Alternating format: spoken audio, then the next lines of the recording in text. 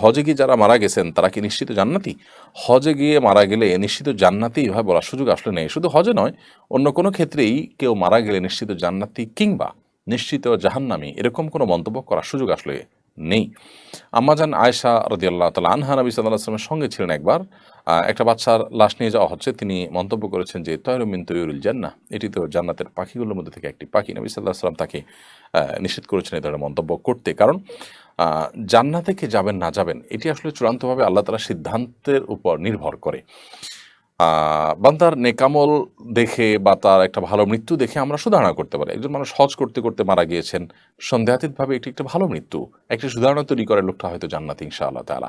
সেই তার সুধারণা করা, পোষণ করা, সেই সান্ত্বনা গ্রহণ করা, তার ব্যাপারে ভালো ধারণা করা, এটা আমরা করতেই পারি। বাট এর বাইরে তাকে নিশ্চিত জান্নাতি বলার কোনো সুযোগ কিন্তু নেই। নবী করিম সাল্লাল্লাহু আলাইহি ওয়াসাল্লাম তিনি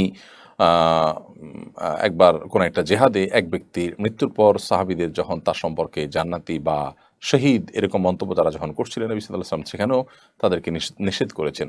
পরবর্তীতে দেখা গেল যে লোকটি মারা গিয়েছেন জেহাদে করতে, করতে তিনি মারা গেলেন। স্বাভাবিকভাবে তিনি শহীদ মনে হচ্ছিল। কিন্তু দেখা গেল পরবর্তীতে খোঁজখবর নিয়ে যে লোকটি আত্মহত্যা করে, অর্থাৎ কোনো একটা আঘাতপ্রাপ্ত হয়ে কষ্ট সহ্য না করতে পেরে তিনি আত্মহত্যা করে মারা গিয়েছেন। তো দেখুন, আত্মহত্যা করে মারা গেলে তিনি জাহান্নামী হয় সাধারণত।